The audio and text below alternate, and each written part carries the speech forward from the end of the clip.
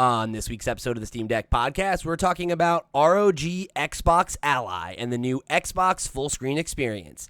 Does the Steam Deck finally have some real competition?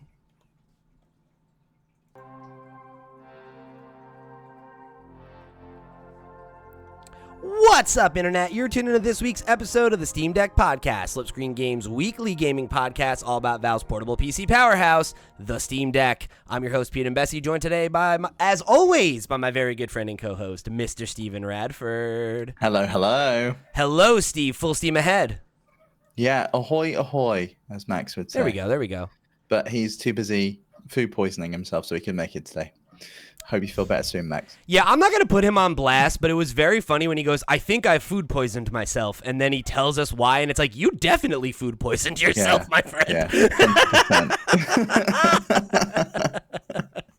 Look, I only make fun of you because I know you would do the same to me, and that's how we show love. So, He'd be way worse. He'd be way worse. Speedy recovery, you sick little chef. So, let's talk about it, Steve. We have talked about this device many times already. It's very funny that,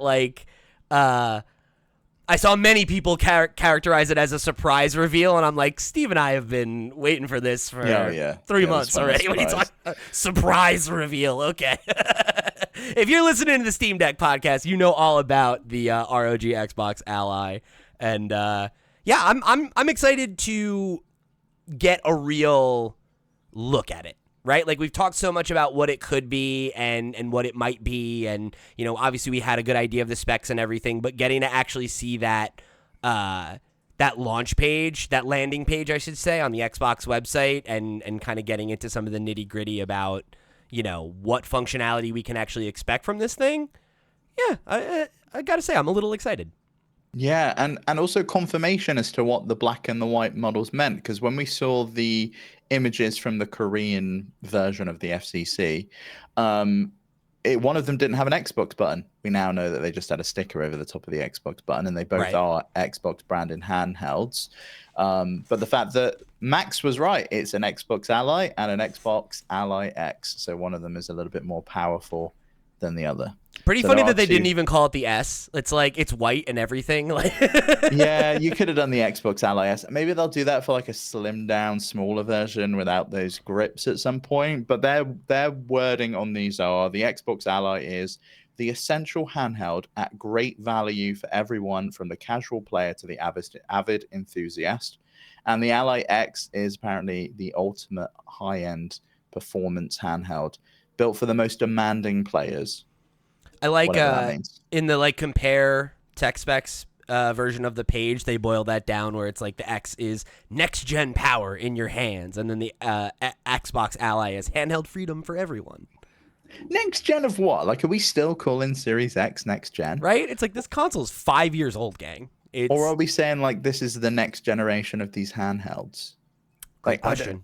I don't really understand what they mean by that, because it technically is the next gen of these handhelds. It's got the Ryzen Z2 Extreme in it. The other one's got the Z2A, which is like a slimmed down version of the Z2, which I think you can get in the Lenovo Legion Go S.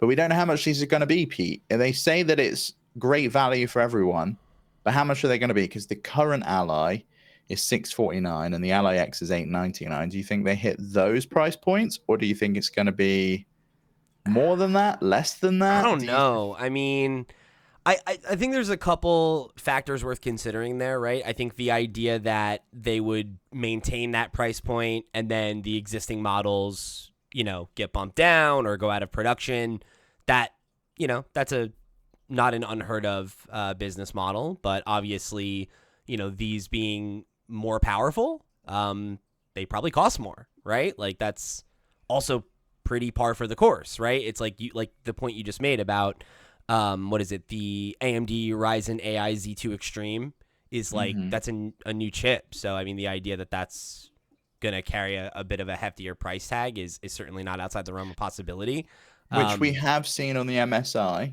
So the new MSI Claw powered by the Z2 Extreme. And what's the price point on that? $999. Right. So I think it's probably more in line with that, if I had to guess.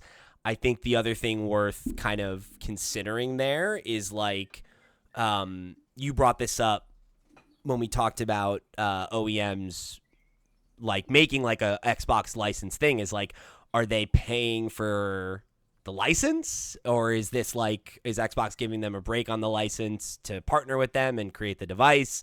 That is something that could be another factor that drives up cost if there is some kind of, if Xbox is taking a cut, or they're, getting charged an upfront cost just to even design the product, right? I'd have a feeling that it goes the other way somewhat here, that Xbox really wanted to do this and they partnered with ROG, and there's no exchange of money. And if there is an exchange of money, it's from Xbox to ROG. Which was going to be my other question, is I think you can make that argument just as much in the other direction, that Xbox is maybe subsidizing the cost of this because they want the device to exist. They don't want to have production costs be in-house. Obviously, we did a whole episode on the Flip Screen Games podcast earlier this year about how Xbox's hardware struggles have only gotten worse, and the idea that they would want this thing to exist as an option for, their whole "this is an Xbox" era, and like wanting to give people more of an inroad to engage with the Xbox ecosystem or to use Game Pass on a handheld device. Great. I think that, them taking on the responsibility of R&D and then production for a device that, could very well undersell in the same way that their home consoles have, that seems like a risk that I understand them not wanting to take, and that they maybe would be willing to shell out some money and, be a real partner in this. And then maybe that does present a universe where they can either hold that existing price point and just sell better tech, or maybe that it is a little bit more competitive, and that their hope is the combination of a slightly more aggressive price point and the brand recognition of Xbox evangelizes the ROG device for folks that would never have bought one otherwise, right? Because I think there is probably a power Xbox user who's like, no, I've never considered getting a Steam Deck or an ROG Ally or whatever. Like, those things are just not on my radar. And watching an Xbox event where they're like, here's the new Xbox handheld, that does hit different if you are somebody that has brand loyalty to Xbox, or you're just maybe like a more casual consumer and like you don't play on PC and you don't have any connection to Steam and you're not familiar with ROG or MSI or any of these other OEMs that are making these devices, that, just like, if you're not out there looking for them, you probably are not aware that they exist, right? Yeah, I think there's something to be said with that. I do think with the price of this thing, I think you're going to have to be in the market for it. It's not like a PlayStation Portal where it's sort of like oh, really? Okay, I'll give it a try. It's not at that cost. No, even $650 is expensive. It's a lot of money. Yeah, it is a lot of money. But I do think the Xbox brand is going to draw more people in than, say, just the ROG Ally on its own. But like, is it going to be as many as Valve can pull in by advertising it on the homepage of Steam and having it as the Steam Deck and the first thing? I think the advantage that this has is that it's newer, right? We've done a couple episodes over the last few months about how like there are elements of the Steam Deck experience that are showing their age. So I think, well, yeah, I mean that is a big thing, and even on their presentation or their blog post outlining this over on Xbox Wire, they mentioned that this can play Claire Obscure, Expedition 33, Gears of War Reloaded, and some of the other games that they mentioned in the showcase. Those games obviously can't play on the Steam Deck. We've seen that Expedition 33 doesn't run very well. The fact that they're touting the fact that this can play it, I think is testament to the fact that this probably is a more powerful device. Having said that, they do speak about playing via the cloud a lot, remotely from the Xbox console in another room, or installing natively. There was the rumor that they were going to do Xbox console emulation. That's not coming to this device. It might be coming to an actual branded proper Xbox handheld down the line, but you can stream them from the cloud, or if it's one of their Play Anywhere titles, you can install it locally and play it that way. Right. So maybe Expedition 33 is just a streamable title, but I would imagine if you're going to be touting about it, it's probably Play Anywhere. It's probably Play Anywhere, yeah. Yeah, because that was like a day one on Game Pass too. I wouldn't be surprised if they have that connection there, Yeah, I would hope so, and I'd really am looking forward to seeing some of the performance breakdowns on this. There were two other things I thought were interesting, pulling from the Xbox Wire post, where they called out that they're partnering with Roblox for the launch, which is interesting.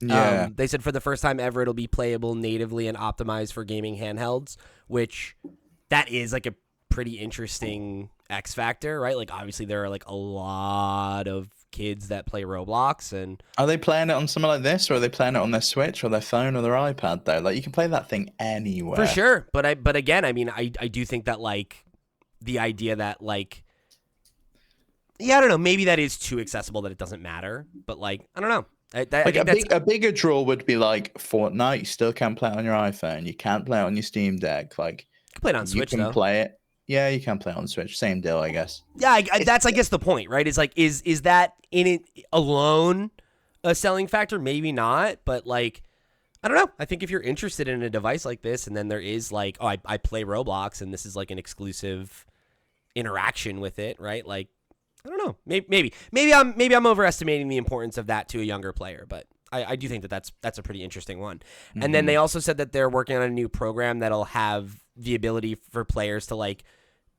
at a glance understand whether a game's been optimized for the device or not, which seems very similar to Steam Deck verification. It will be interesting to see how that works because of, to your point, like, I think the narrative feels a little muddled for me, and I understand it, right, as somebody who's, like, initiated and, like, pays attention to these devices.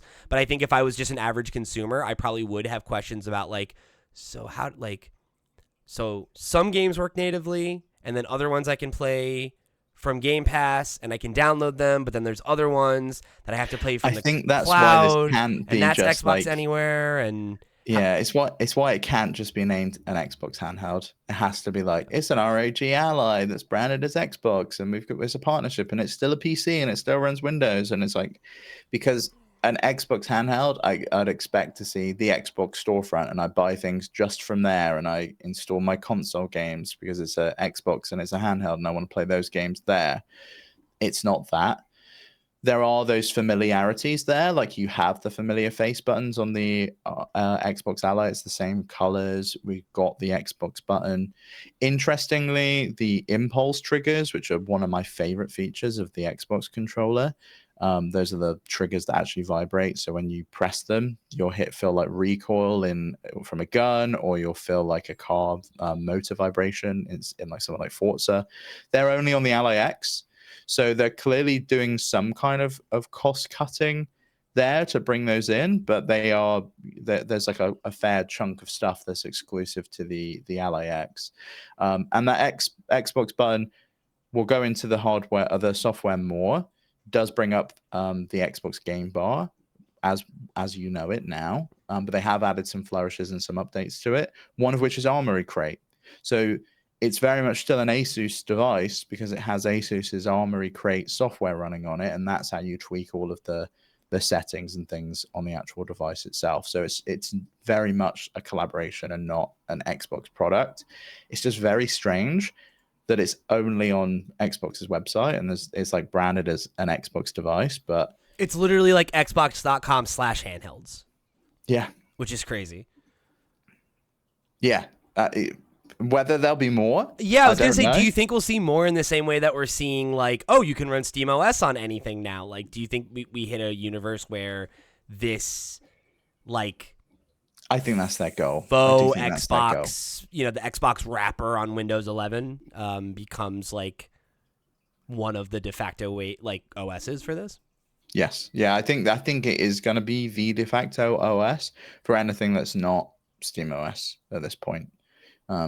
Whether they can catch up to SteamOS in terms of performance, in terms of usability, yet remains to be seen, but we'll find out. It's launching this holiday in a ton of countries, including Australia, Canada, the US, the UK, and most of the EU. And then they say it's coming later to other markets where ROG Ally products are sold today. Going into the specs, P, was there anything that stood out in particular to you on there? The battery was one. The 80-watt battery on the X that's legit. I mean, Jesus. What's the wattage on the deck? It's like 16 or something, right? No, so that's 16. That's the TDP you're talking about. So the watt hours on the battery. Thank you. I think it's double. I think the Steam Deck has 40. So it's still a chunky battery, but it's a chunky device. We've seen that. That also does have a huge knock-on impact with the weight. The Steam Deck OLED is 640 grams. The Xbox Ally X is 715. So 0.7 of a kilo, you're probably going to feel that in your arms, and that's probably why they've had to put those like joystick things on the side. Yeah. Okay, so just to confirm, the OLED has a 45 watt. Oh, they both do. Okay, yeah, it's 45 watts. Okay. Oh wait, no. That is okay. 45-watt power supply. The battery is 40 watt hours on LCD, 50 on the OLED. Yeah, okay. So I mean, it's not that double, not but crazy difference. No, but it is significant. I mean, 30. That's not insane. That's almost double. That's still a lot. Yeah, but the TDP might be running at like double. So like it could be drawing twice as much power. In which case, it's gonna deplete pretty sharpish. Interestingly for me, only the Ally X has Thunderbolt. The Ally doesn't. Oh, so interesting. I didn't notice with the Ally X, you could potentially run external GPUs, but with the Ally you can't, because there is no Thunderbolt. It's only got 2 USB 3 Gen 2 ports. So it can output fine. It can charge. I think it's got one on the top, one on the bottom. The one on the Ally X is USB 4, Thunderbolt 4 compatible, so it can do a lot more there. And then the memory, 24 gigs of DDR5 on the Ally X, and its speed is faster as well. It's 8,000 compared to 6,400, 16 gigs of DDR5X on the Xbox Ally. So the Ally X is a significantly more powerful device. Would not be surprised if that's $1,000. I think they've cut the Ally down a little bit more. I think that's going to be like 500. I think that's the price point they're trying to hit. I think they're trying to compete with the Switch too. That would be nice. So I'm sorry, you said 5 for that, and then what do you think for the X? 1,000. Really? You think it's going to be that different? You think one will be half the cost? It's double the storage. It's 1 terabyte instead of 512. You've got 8 more gigs of RAM. It's a much more powerful processor. We've got Thunderbolt 4 in there. It's even got a faster micro SD card reader that supports SDHC or UHS-1 cards. So it's like it's a much more performant device. Bigger battery as well. I'm interested to see what the stand looks like. Apparently you get a stand with it in the box, but I don't think they've shown that. It's so funny because it's like this thing is so massive and it like doesn't have there's no kickstand, there's no anything like that. It's just kind of like, yeah, you're gonna need a thing to stick this on once in a while. It's absolutely jumbo. Like, it's so thick. We spoke about this when it leaked a few weeks ago, how ugly it was. But man, Wakahula was not wrong when he posted on Discord that it is disgustingly thick. This thing is disgustingly thick. And I'm over here like, all right, I'm into it. What's your take on it before we get into the software? What's your take on the hardware?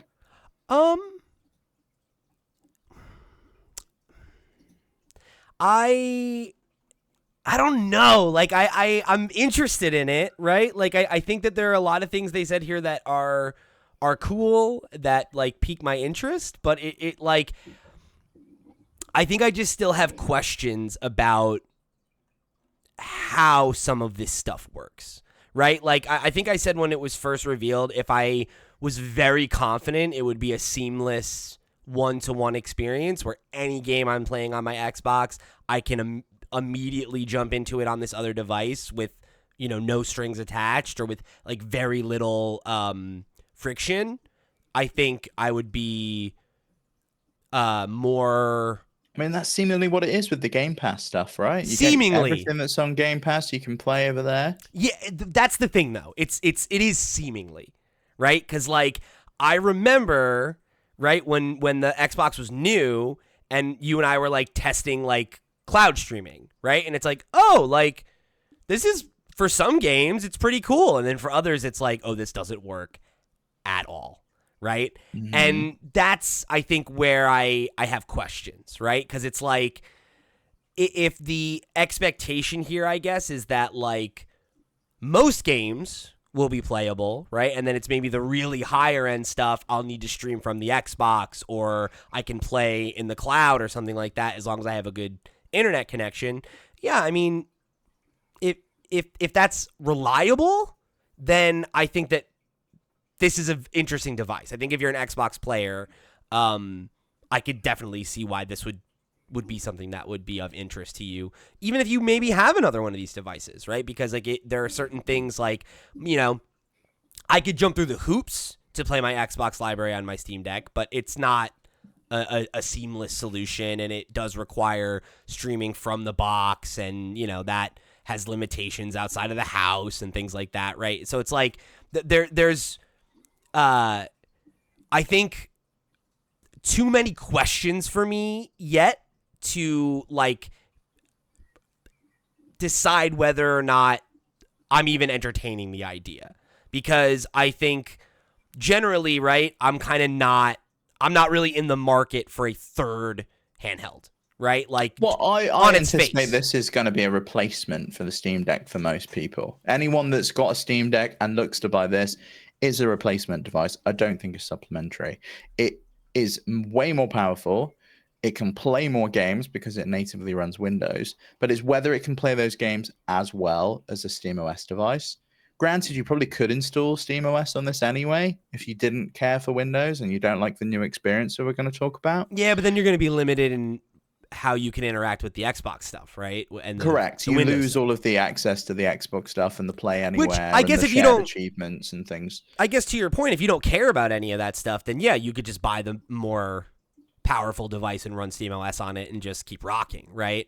So yeah, I guess that's the question, right? Is like I don't necessarily see myself getting a third one and using all three of them. So it's like the question of like, you know, are these additional features enough to pull me away from the device that I'm already invested in, that I already own, right? And, you know, I think that there's so many factors in terms of how well do these purported features work, right? And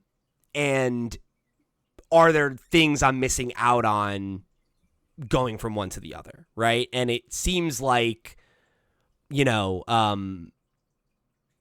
I don't know. It seems like the answer might be that this could actually be like a viable alternative that does have extra bells and whistles that, at least for me as a user, are interesting, right? Because that's the thing we always come back to when looking at these other devices is like, why would I pay more money for what amounts to an incremental upgrade and miss out on the trackpads, miss out on the, you know, functionality of SteamOS, which is now less of a factor, those sorts of things. And it always came down to none of these things really have an identity or a gimmick that speaks to me as an individual. Whereas like this console generation, right? Like I got back in the Xbox ecosystem. I've been playing Game Pass a lot this year. If I had this device this year, I probably would have gotten a ton of use out of it, right? So like, I don't want to say that I like am totally disinterested in it as a device, because I do think that there might be a universe where it does speak to me or to us, right? But they're just so like, it very much feels reminiscent of the first time I saw the Nintendo Switch reveal, right? And they had the like millennial guy on the couch playing Breath of the Wild, and then he picks it up and I was like, yeah, but it doesn't work like that, right? It's not that fast. It's not that simple. And that's, I think, the question here, right? Like, if this is a thing where you're going to be monkeying around with settings and it's like, I have to go through, you know, a ton of research to figure out which games work and which ones you're going to need to stream, and you can stream this one, but it works okay. This game is seemingly their Xbox like system that they're going to have. That's like the play on Steam or the, you know, whatever they call it. it's going to identify those games for you as to whether it's playable on your device. But there is always going to be that aspect of you got to tweak with settings. It's not a console, it's a PC. So you have a lot more power. And that does have its trade-offs. Like you might choose, well, I don't want to play with as many flourishes and bells and whistles and what it looks like, because I really want to push and strive for 60 frames per second. Right. Someone else might go, well, I kind of want that middle ground. I want to balance that. I want some of the shadows and nice reflections and things like that, but I'm happy to run it at 40 frames per second. And you get that freedom and flexibility on a PC that you don't get on a handheld. What remains to be seen as to whether whether game companies and developers and publishers push for like a profile similar to how they've done for the Steam Deck, where so you boot the game up and it identifies what device you're on. And it's like, this is the Xbox Ally mode, and you can use this, and we've tweaked the settings, and it runs perfectly. We'll have to wait and see, but that might come further down the line, because obviously the Steam Deck has a good number of years on this device. So before we get into the Xbox experience for handheld, because I am interested in breaking that down a little bit for folks, same question to you. Like, what's your initial read on the device? I think it's hideous. I think it's too thick. I don't think, because this Xbox experience is coming to other devices, there's enough of a draw for me to pick this one over something that I think is a little bit more handsome. Something like the Lenovo Legion Go S, I think, is a much nicer looking device. I'd rather go for something like that. That's just so not a factor for me. Like, and like, no judgment, more power to you. It's just so funny that you're like, oh, I don't like the way this looks. I'm like, oh, I don't really give a shit. Or the way it feels in your hand, right? Like, it might be that, because, you know, maybe you want sticks that aren't offset. Maybe you want sticks that are in a line, similar to how they are on the Steam Deck. And that might be a big factor for some people. Maybe you want a device that has a trackpad, like the Lenovo Legion Go has. This one doesn't. So there are a lot of choices you can have. Also, bear in mind, this doesn't have an OLED panel. Maybe I want a device that does have an OLED. So there are, like, the fact that this is just going to be the future of Windows on handhelds, I think for me means that this one doesn't really have much merit. This is kind of the first one. And I think they're going to figure out the form factor a lot more. They're going to refine the experience. And this is kind of like, if you want to get in at the ground floor, I don't know how well supported this is going to be. It might be that Microsoft and Xbox choose to support this a lot better and for, you know, a greater period of time than, say, Asus would with their own Ally. I do think that's a factor for me as well. Is that, like, I think that I do think that's probably true. You know, because that's the thing. We've seen, you know, MSI move on to a new device. Asus is seemingly doing a new Ally every single year. Lenovo's doing a new Legion Go every year. That all of these big OEMs are moving to these like annualized releases. And then there's the fact that Dell is potentially doing something with NVIDIA that we spoke about last week. And that's interesting as well. I think right now is not the time to buy, but I do think by the end of the year, when this device is out, we'll have seen way more devices running on these chips, probably at different price points, different form factors, and we'll be able to make the consumer choice then. And I think choice is only better for consumers. But for me, right now, I've got no desire to upgrade to this. So let's talk about what you said, that Xbox experience for handheld, right? That's something that is going to be coming to, you know, seemingly every one of these handheld PCs, in the same way that SteamOS is seemingly coming to all of them, right? So even if you're not interested in this device, there is some potentially interesting updates in, you know, just how Xbox is going to be interacting with these handheld PCs that I think is one of those like rising tides that could improve all of our experiences. So we'll talk about that in a second, but here's a word from our sponsors. This episode was made with support from listeners like you on patreon.com/flipscreengames. If you enjoy our podcast, supporting us on Patreon will help us spend more time making content and get you access to Patreon exclusive perks like early access to ad-free versions of all of our podcasts, and exclusive content like the twice monthly After Dark podcast, where Steve and I will share funny personal stories, play games with each other, and more. And my daily Patreon show, The Daily Checkpoint, where every day I'll spend at least 10 minutes answering your questions or sharing my off-the-cuff thoughts on what I'm playing and what's going on in the video games industry. If you like what we do and want to go above and beyond to show your support, head over to patreon.com/flipscreengames today. And we're back. Talk to me about the Xbox experience for handheld, Steve. Yeah, so as you mentioned, this has been confirmed that it's coming to other devices. Rowan Sohn's corporate vice president of gaming devices spoke to The Verge and said the Xbox full screen experience is coming first to the ROG Xbox Ally, and then our next focus will be updating the in-market ROG Ally and ROG Ally X. Similar full screen Xbox experiences are rolling out to other Windows handhelds starting next year. So this is confirmation that this is kind of the future of what these handheld devices are going to look like if you run Windows on them. And it's very much similar to the SteamOS experience that we know and love. When you power on your Xbox Ally, you'll now boot directly into the Xbox full screen experience, which is a new feature optimized specifically for handheld gaming. They say with new modifications that minimize background activity and defer non-essential tasks, more system resources are dedicated specifically to gameplay. That means more memory, higher frame rates, and a fully immersive experience made for players, all made possible by the versatility and freedom of Windows. We actually had a clarification on what that actually means from Brianna Potvin, which is the principal software engineering lead at Xbox, when she spoke to The Verge as well. And she said, this isn't just surface level changes. We've made significant improvements. In some of our early testing with the components we've turned off in Windows, we get around 2 gigabytes of memory going back into the games while running in the full screen experience. That's really cool. If you're booting your device into the full screen experience and you're putting it down, it's going to sleep. It draws 1/3 of the idle power as if it was booting into Windows desktop experience.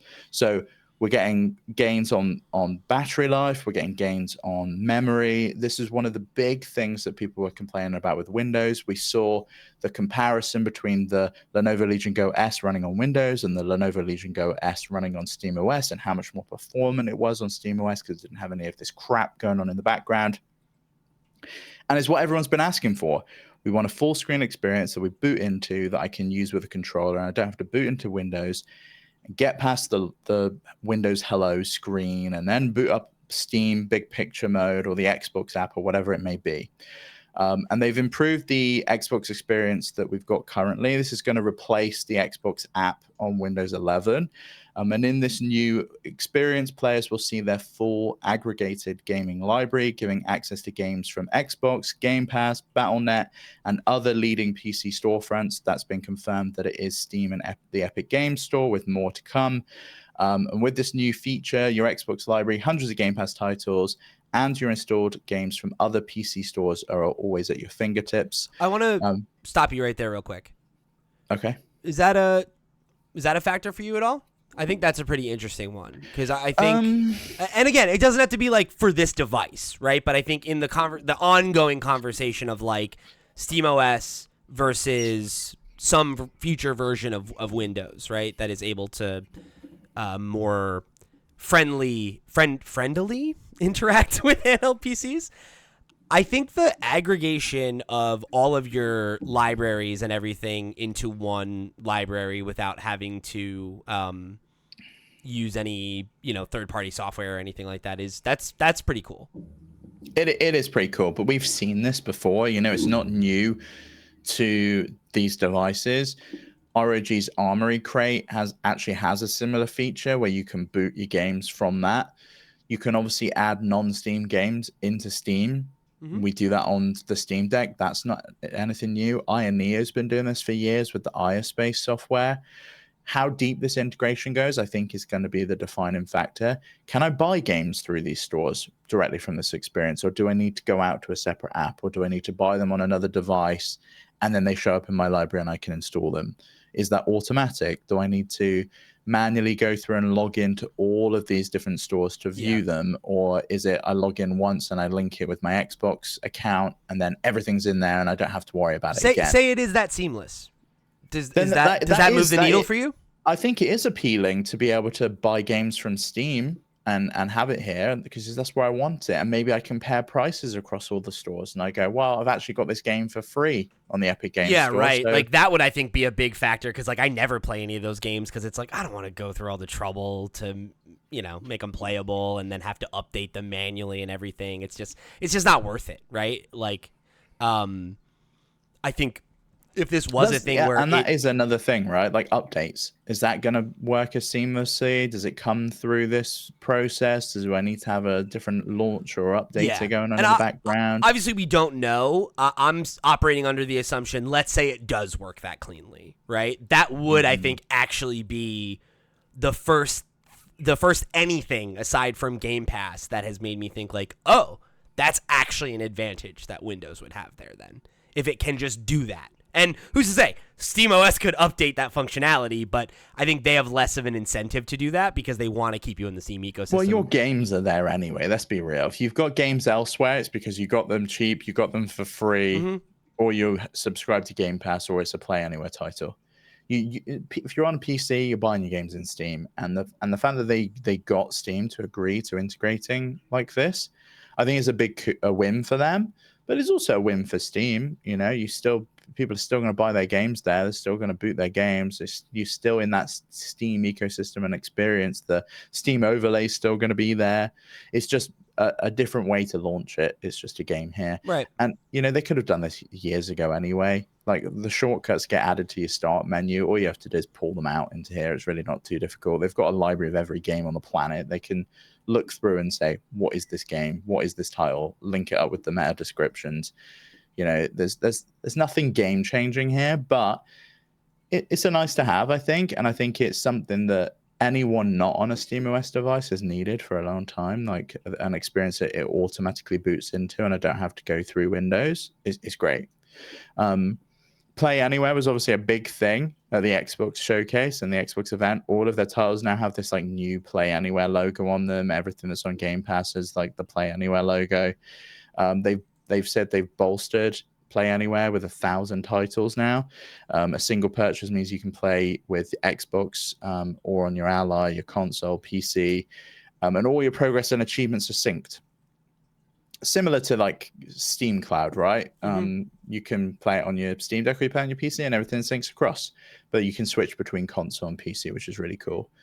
And they say they're working closely with the game developer partners on a brand new program, which we've spoken about, very similar to SteamOS Verified, that should hopefully help with identifying which games are playable on the device or which ones have been optimized, which ones haven't been, that kind of thing. I have a ton of doubts about, because obviously deck verification, we've done multiple episodes about how it's not really super reliable. Then I think when you add the fact that it's across two different SKUs that have wildly different power sets, and you have 3 different ways you could be interacting with the software, whether it's natively through Game Pass or through the cloud, Play Anywhere in the cloud, it's like, dude, I feel like even if you have a system that can properly convey all of that information, it's going to be super confusing to a casual player. Oh yeah, 100%. It's it's not like especially because it's branded Xbox, and when I'm on my Xbox, the games that are presented to me, I expect to be able to play them. If I'm buying this as someone who's only ever had a console and has only ever had an Xbox, I expect to boot my Xbox up and go to the store and I can buy a game and I can play it, and it's not gonna be that because it is a PC, and I think that's going to be a tricky thing to convey to customers and to players. It's Microsoft anyway, so you know what that means, Pete. We get some AI nonsense. They've added Gaming Copilot to the Game Bar, which is a personalized gaming companion that can apparently help you get to your games faster, improve your skills, and connect you with friends and communities. Get to your games faster? It's like, what are you talking about? You just told me how this is a thing where it opens and I can press a button and be in a game. Like, what the fuck do I need an AI to open games faster for? I don't know. I mean, I kind of got the vibe that maybe it could be like, that thing that PlayStation had the ambitions for at the PlayStation. The game cards, yeah. And it went nowhere, and I knew no developer was ever going to do anything with it, and they haven't. Yeah, because it was predicated on developers who are famously overworked doing free labor. It's like, and like a job that like, it's like, that's what we have like guides for, It's like, this is like a thing. It's like, why would they do that? Why would they take the time to do it? I know, it was crazy, and then it was also tied behind a PlayStation Plus subscription, so it was sort of like, maybe PlayStation should have been putting the work in because they're the ones making the money from it, not the developer. Right. So it was a whole thing. It was terrible. Couple of other things we saw featured and mentioned. There's a new app switcher. You can hold down the Xbox button on the device, and it brings up what looks like the Alt Tab screen on Windows, and you can flick between the devices with the stick and with the bumper buttons. That's cool. So they demonstrated being able to switch between your game and with Discord, or going over to Twitch and streaming from the device. So there's a lot of stuff that you could potentially do here. This is actually something I really would like to see Steam improve on, the multitasking, because I'd love to be able to properly run, say, Spotify in the background or Discord in the background, and not having the clumsy, I've got to bring it up, find the application, go to the right window, bring it up. I do think this is a much nicer and sleeker experience that Microsoft has cooked up. So hopefully they can take some inspiration from it. And then the lock screen, nothing revolutionary. Same thing as the lock screen you can enable on the Steam Deck if you want to. You can put a passcode in with the controller, which currently is impossible on these Windows devices. On any Windows device, yeah, you need to use the touchscreen. You have to use the touchscreen in order to be able to put your password in or tap the PIN number. So it's kind of absolute bullshit. And then one final thing that a lot of people have complained about on these Windows devices, you can't suspend the game like you can on SteamOS, which is when you press the power button, often the game just continues and it doesn't shut down properly, or it crashes. I had no idea that was a thing, and if I had known that, that would have been I'd been like, do they have that functionality yet? Then no, I'm never switching off SteamOS. Are you kidding me? So right now, it's not available in Windows. There is a mini documentary that Xbox has put out, which we'll link in the description. It's called Inside ROG Xbox Ally Behind the Scenes, and one of the people in there, one of the developers on the handheld experience side, mentions instant on and get right back into gaming. So I am hopeful that this is a proper suspend mode like SteamOS has. And I know Valve put a shit ton of work into that. So I'm hoping that Microsoft has also put a shit ton of work into making sure that that works correctly. Wouldn't that be a world if like we have two viable options and then they both just like keep copying features from one another so that they're both great? Like, wouldn't that be fun? It's like iOS and Android. That's what we need at the end of the day, like true proper competition between OSs, because I do feel like that does improve innovation. Yeah, it just pushes things forward, In the same way that I feel like the Epic Games Store pushed Valve to do stuff like the Steam Deck, and I feel like Valve has pushed Microsoft to do this because they brought to market SteamOS, and you got to think that Microsoft is not happy that some of their OEMs like Lenovo are jumping ship. They're going over to SteamOS because that's what their customers are asking for. They're asking for a better experience, and Microsoft had nothing for them. And if I was an OEM, I'd be pretty fucked off that they've partnered with one of my competition, with Asus, and I don't get to have this experience until next year. Whereas Asus gets to have it on their in-market Ally devices, the ROG Ally X branded as an Xbox device. So I imagine they're kind of ruffling some feathers over there, but they had to do something. And I feel like working with a company who's probably, I would say, the number one next to the Steam Deck would be the Ally. Was probably the right move for them, to be honest. Yeah, I don't know that there was another option that makes sense, unless they wanted to go make it themselves. Or go the NVIDIA route, I guess, right? And like be like, we'll jump into this new endeavor with you, and that's like, there's a logic that makes sense to me. But I kind of have a feeling that this experience will be on any device that is powered by like an NVIDIA chip or an Intel chip or anything. Microsoft is obviously very plug and play friendly. That's what Windows was known for. They're going to want to bring this experience everywhere, especially if this is an Xbox campaign continues. Not that I think anyone really understands that campaign. I don't think it's been too successful for them. Not yet. People are just confused. Yeah, I think it could still be, because I think that like ultimately like they're just moving towards like I think a more futuristic approach to a platform, right? And that it is decentralized, and they're happy to take your money wherever you want to give it to them. But what? It makes sense. It's worked for them with Windows. It's worked for them in the cloud. It's worked for Google on mobile. Why not? It didn't work out making your own hardware and software coupled together. So just decouple it in the same way that you've done it with other branches of your business, and it probably would work. Especially with how much they've invested in acquiring software companies. Yeah, I mean, they've got the Battle.net launcher. That's a big win for them. Like, you can play Call of Duty from Battle.net. You can play World of Warcraft on this device. Mm-hmm. You can't do that on a SteamOS device, and at least not simply. Yeah, I do think that I think it's interesting. I think this is the first time where I really feel like there are notable advantages that don't come with a ton of drawbacks or caveats that make it not worth it. Granted, I think that there are still too many question marks for me to definitively plant my flag there, but that's the impression that I'm getting based on what we're seeing and what they're saying. It seems like they're like finally taking the time to address a lot of the most common issues that these Windows devices are facing, and yeah, could definitely be very interesting. I do think that your question at the top feels like it's ringing true to me, that like this feels like the first option that really feels like a legitimate competitor, and maybe not this device, but that this path forward. I think it's pretty clear now that the competition isn't between devices and actual hardware. It's between the software. It's the operating system. Steam, that was the Steam Deck was a Trojan horse to get SteamOS everywhere, and it's working. They're getting it on all of these other devices, and Windows is probably scared.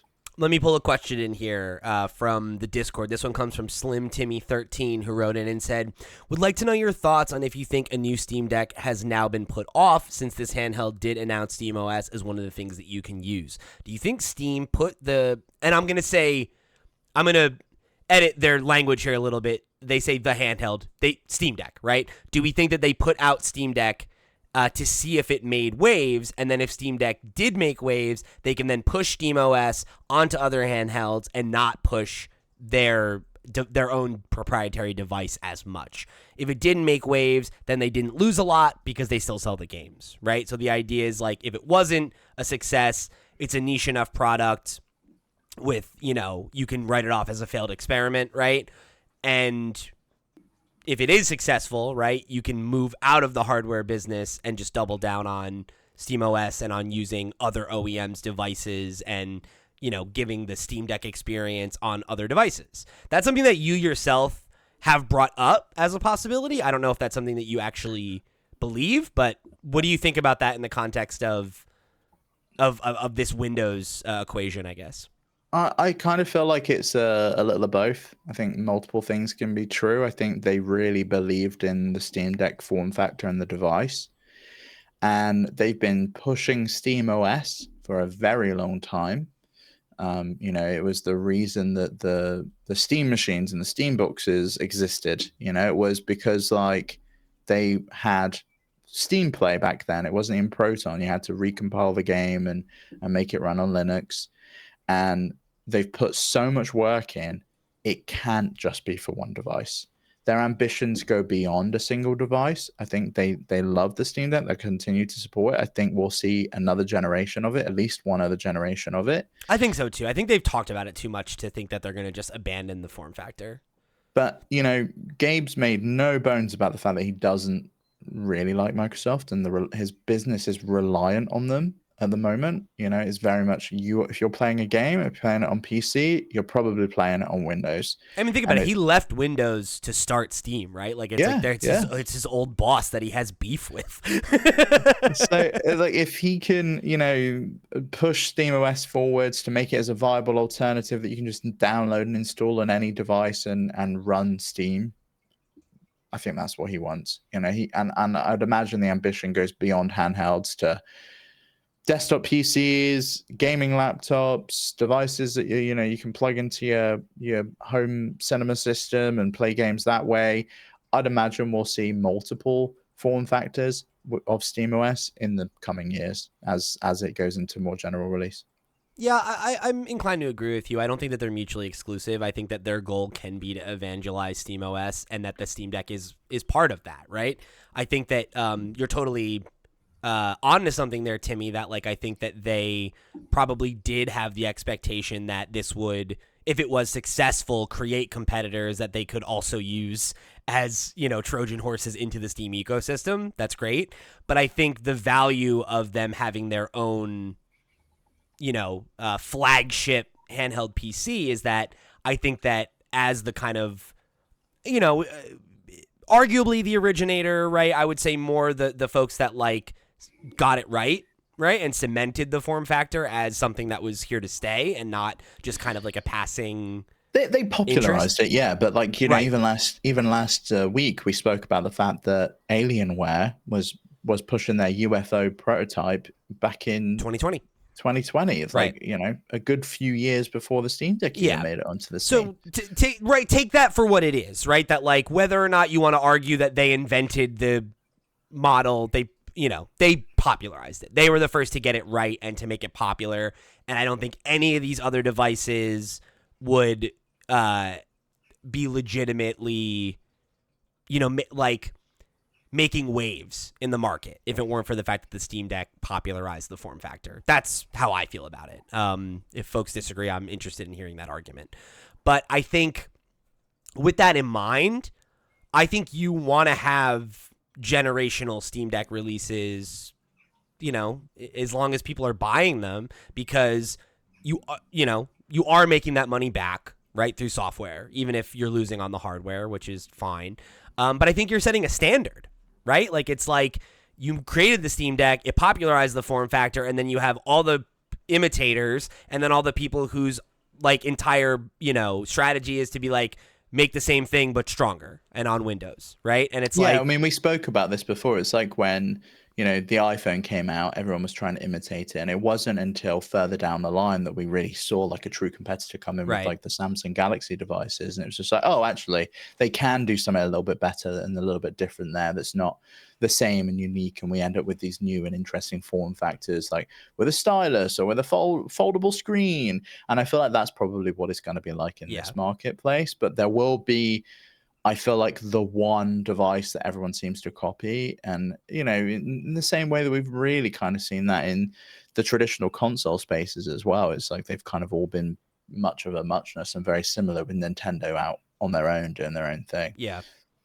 Yeah, so I think to me it makes sense that even if there are dozens of other OEMs making their own devices, that you want to have your own flagship device that you control and that, you kind of like ideally, right, like are the one to usher in the next wave, right? When it's like, okay, like this device, right, that we're talking about today, the Xbox Ally, like does represent a significant increase in power, but I don't know that it's a generational leap, right? Like they've talked about that's when we're going to see the next Steam Deck, is when they feel like it's a generational leap. So I think the idea that, rather than do the OEM thing of releasing a device every year or every couple of years, that they are going to do the whole, like, we're going to put it out, we'll do a revision where there's a nicer screen and a little bit more, just what we got with the OLED, right? It's like a pro model almost. And that maybe every 5, 6, maybe 7 years, whatever. That's when we get the cycle of actually new hardware that is like, oh, this is a big step forward and this is going to last for several years, and this is going to be the thing that the next 3-4 years of OEMs are either copying or trying to one up, right? That's how I envision the market continuing. Unless, Valve has been dissatisfied with Steam Deck sales in a way that they've not communicated, I don't know why you would abandon. I think it's like the idea that they have a VR headset around the corner and that they wouldn't make a Steam Deck 2 is insane. Personally, that doesn't make any sense to me. So let's talk a little bit about something we touched on earlier, which is like the Xbox branding and how that influences thing. We got another write in here from Chris who said, do you think this will outsell the Steam Deck with it being Xbox branded, or do you think price will put most people off if they have interest? Also, can you see this replacing Steam Deck for you personally if the usability is there? We kind of already touched on the replacing it for us. I think the answer right now is probably not, right? I think we'd have to hear quite a bit more to really consider that, but The only thing would be the price point, right? Like if this comes out and we're drastically wrong about the price, and the Ally is like $399, and then the Ally X is like $599. Well, then at that point, I do kind of consider it, because that for price to performance is fantastic. But I don't see it. I do think it's going to be an expensive device. I think a lot of people will gulp at it. They'll be like, oh wow, the Xbox is $500 and this thing's $1,000. Like, why would I buy this? So I don't think it's going to outsell the Steam Deck with it being Xbox branded. I think there's going to be a lot of confusion around it. I think it's an expensive device. I think the Steam Deck has a lot of customer base and installation base already, and there's going to be a lot of catching up to do here. Having said that, I think these Xbox experience devices as a whole probably will outsell the Steam Deck. It's going to be like the Steam Deck has 30% of the market and everyone else is 70%. And it's probably going to end up looking something like that, would be my guess. So, okay. I think generally I agree with you. I think the question in my mind, right, is like, I think that there are mitigating factors here, right? So if the price point, like you said, right, if it is at all been mitigated by Xbox's involvement and they are trying to hit a more aggressive price point to sell the unit and establish this as a viable way to interact with Game Pass or with the Xbox ecosystem, that I think is a factor, right? Because if it is $1,000, I think that's way too much money, and I think your point probably holds true. I think if it is more analogous to the cost of a Xbox proper, that I think is a little more interesting, because the idea that, like, there are I think we just got the confirmation that there are 35 million Game Pass subscribers. Mm-hmm. That's quite a bit more. And again, I'm basing this off of my memory of numbers that we figured out in January. So there is, I may be off by a couple million units at this point, but based on what we know, there are a not insignificant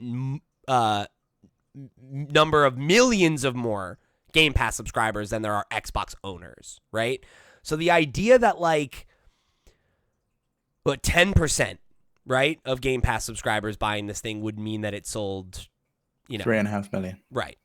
The Steam Decks apparently sold 6 million as of February, right? But, say analysts. So it's like, I don't know. I would say the idea that the Xbox brand leads it to outsell Steam Deck is like, it feels so. That feels like a loaded question that I'm not willing to say yes, because I think that there are other factors. I think if these other factors can, like, if there is a aggressively low price point, I think that could be the thing that pushes it over, right? If there are, over the next several months, right, as we are in the lead up to this thing, we see more and more and more and more games get added to that Xbox Anywhere, right? Like, if they can quietly build up a real case for this thing as a device on its own, not a device versus the Steam Deck, I think that's the thing that could push it over. Because I think if this is just we're comparing it to other handheld PCs, the handheld PC market is niche, right? This thing is that, but I think that, there are a lot, like we've talked about, are that people going to view it as a handheld console though, because that is a different market. But I think there are people. Just seen there are people 3.5 million Switch 2 sold in 4 days. Right, and I think that there are people that look at the Steam Deck that way. Right, we have talked about that. Like, yes, it is a handheld PC, but I know people that have never opened that mode aside from installing EmuDeck, right? And like, that's it. And then they're like, great, now I'm going to just use it as a console. So it's like, I don't know. I don't think the Xbox brand has the same level of investment as the Steam brand, but I also think that the Xbox, like the really activated Xbox player, is probably more likely to buy an overpriced piece of Xbox merch than some of the most activated Steam users are to buy a handheld PC at all. we get comments on this show all the time when we do an episode about performance from PC players who are like, no one should play PC games on the Steam Deck. The Steam Deck is underpowered. Why would you ever play anything on the Steam Deck when you could play on a PC? Like, that is a kind of consumer that exists in the PC space. That there's a lot of PC players who want the best of the best. Right. And if this is the best of the best and it's $1,000, I think people will buy it. I still don't think it will be the best of the best, though, is the thing, right? Because it will never compare to your desktop computer that is the best of the best. But it's the best of the best as an experience when I'm going on vacation and I want to take my games with me and I've got a whole library. But yeah, I don't know. I don't think this is going to outsell the Steam Deck. I also don't think this is going to be the true Xbox handheld. I think they're working on a proper one. I think they're working on one that plays Xbox console games and not just this PC derivative. It's interesting because I don't know. Like, I think that might be true, but I think it would probably still be a hybrid device. You think it's going to be a PC, not it playing console games? I think there's a universe where the line between those things becomes so blurred that it doesn't matter. Quite possibly. That's how I feel about the Steam Deck, right? Like, if somebody told me, oh, it's a handheld PC, I'd be like, yeah, it is. But if somebody was like, oh, my favorite game console is the Steam Deck, I wouldn't be like, that's not a console. It is. It's like it's a PC shoved in a console form factor. That's what it is. It's the operating system that runs it, though, because if I can't go into a desktop mode, or I can't install from Steam, or I can't install from the Epic Games Store, right, and it's a walled garden, and all I can buy from is the PlayStation Store, or the Xbox Store, or the Nintendo eShop, that's a console. That's the thing, is I don't necessarily think that that's where they're going. Like, I mean, maybe you're right, but I think, why would this be your first stab at a handheld device if you were eventually going to create a version that is, more restrictive? Because they're losing market share on the other side of the business, which is Windows, to SteamOS, and Lenovo moving over to SteamOS, and potentially other OEMs saying, "What the fuck you got for us? Because otherwise we're going to go to SteamOS." I guess that's my question, though. Is like, why would you? What? How does making a handheld that is just a console and not a PC further that goal? But I think making it this just a console, it can be cheaper because it can be subsidized by the cost of games. It is dedicated hardware. It can be more performant. You could potentially run it on an ARM chip, which we saw in their leaked documents. They were potentially moving to ARM from x86. So I think there's a lot there, and also it can run console games. A lot of Xbox games are not available on PC. But they're adding a ton of them, right? Like, we saw that they added a bunch of Xbox games to Steam. There's that new functionality that creates the compatibility layer. Have, but there's 1,000 games on Play Anywhere. There's a lot more than 1,000 games on Xbox. Yeah, for sure. But that's a thing that, like, we might be driving towards a day where they create a compatibility layer the same way they did with Smart Delivery. I hope so. I hope that's the route. That is the rumor that is coming, that there's emulation. Right. But it we seems talked like about that that's a couple not weeks ago. coming. It seems like that's maybe not coming to PC, and that's coming to some kind of Xbox handheld that they've got. I mean, Phil's spoken about the fact that they're targeting 2028 for their next console, and that it is probably going to be a handheld. So I can't see that they have abandoned that plan and that they're now all in on PC. I think this is just, they want to have Xbox as a platform. We want to improve the experience for everyone that's using it. And if we can soak up some more Game Pass subscribers to boost our numbers and keep the CEO happy, and the shareholders happy, then brilliant. Let's do that. Fair enough. We'll have to see. All right, this next one comes from Shitty Foo, who said, if the Xbox Windows Shell or full screen performance mode app thing brings Windows performance on par with or better than SteamOS, do you think Steam leans into their ecosystem and makes a traditional discounted console-style cheap handheld hardware play? I sure hope so, considering the price and popularity of the Switch 2. I'll never afford a premium handheld again. I hate to break it to you, Shitty Foo, I do not think that's happening in a million years. No, I don't think so. I think they have no real need to. People are buying their games on PC from Steam anyway, so why would making a cheap handheld that they've then got to subsidize make that any more true? I think it also just creates too many problems. It's like, I think the Steam Deck is already... it's already super cheap in comparison, it's right, yeah, and I think it's already, like, that device was, quote, painful, right, to get to that price point. And just a few years into its life cycle, it's already limited in what it can play. I think a more bare bones version of it is just, I don't think there's a market for that device. Yeah. Well, who knows? Who knows what's going to happen though? Because I don't know if you saw the 512 gigabyte and 1 terabyte models are all out of stock in the US at the moment for the Steam Deck. So maybe there's something else coming. They say it's supply chain constraints, but who knows? We'll have to wait and see. Yeah, it's an interesting one. Last question of the day, taking it back to the console side of the conversation. Eddie Road Dog wrote in and said, does this console make PlayStation reconsider their position on handheld gaming since the Portal is a streaming-only device? I think they've already been reevaluating this anyway. The word on the street and the rumor was that they wanted to get back into handheld following the success of the Portal and how they were kind of maybe taken by surprise. And they made that update where you can stream. You can stream from the cloud, yeah. Mm-hmm. Yeah. So, yeah, I don't know. I mean, I think never say never. I wouldn't assume that one is coming, but I think the idea that, everybody else is in the handheld hardware race, you don't want to be left out. And I think your shareholders go, well, where's our handheld experience? Because our two big competitors have handhelds now.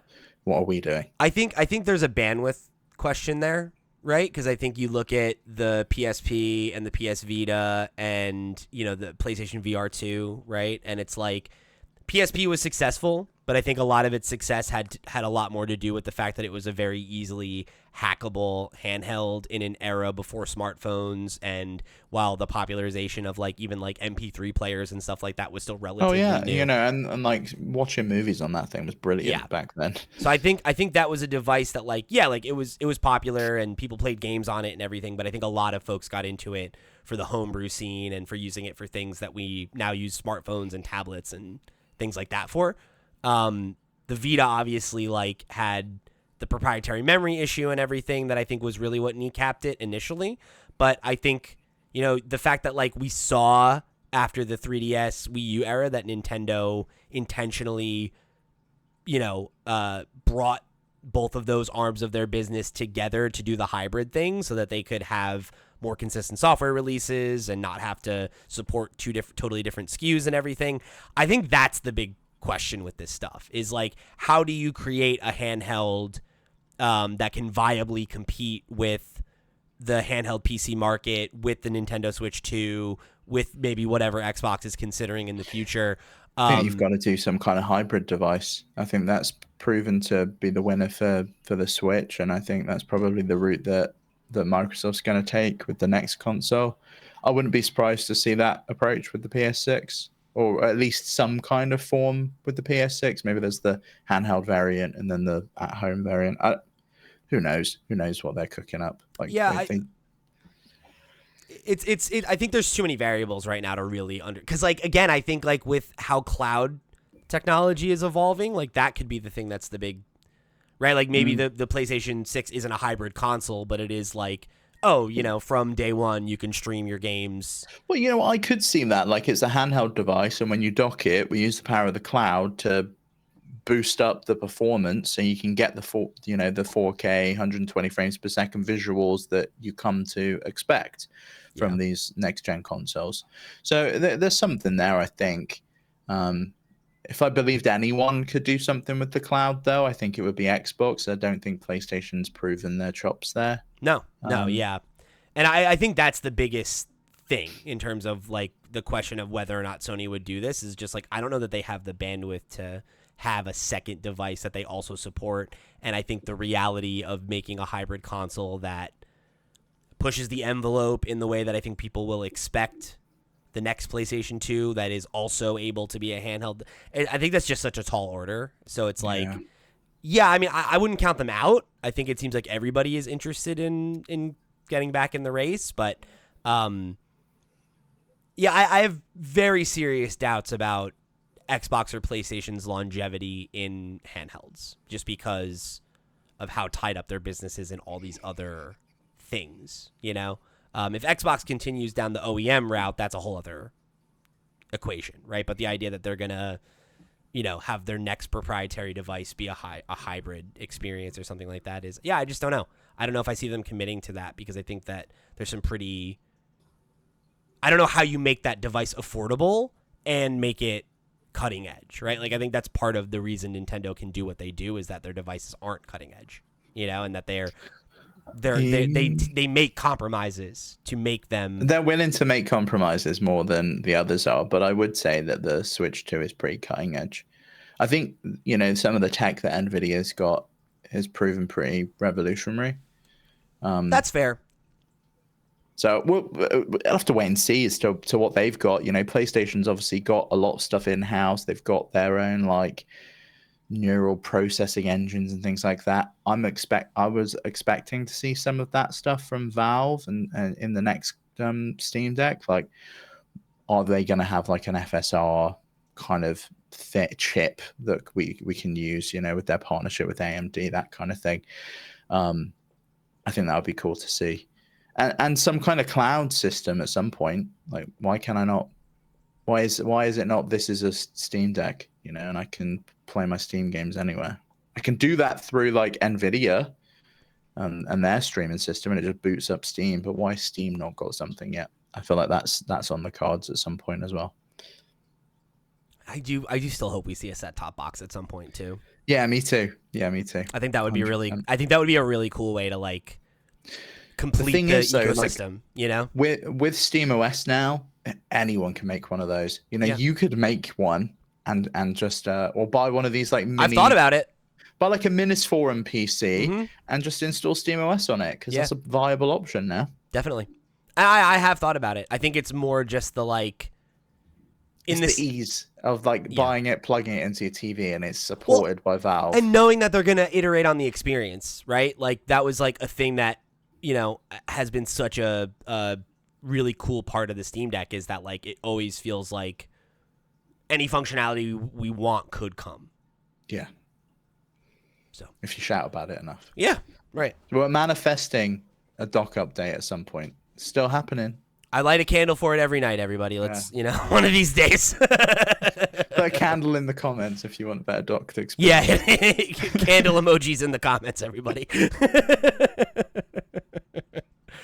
All right, gang. So thank you so much for tuning in to another episode of the Steam Deck Podcast. And let me extend a very special thank you to our Patreon producers for the month of June. They are, of course, Arnold J. Rimmer, Christopher Valenz, Gabriel Hasselmeyer, a.k.a. Sobe, Project Julian, Steve Stompy, Susan Still Likes Cats and Also Boobies, Voodoo Vic, That One Kid Nick, Ty the Dude, and Waka Hula. Thank you all so much for your support over on patreon.com/flipscreengames. You all the realest to the real, and we greatly appreciate your support of this and all of our sister shows.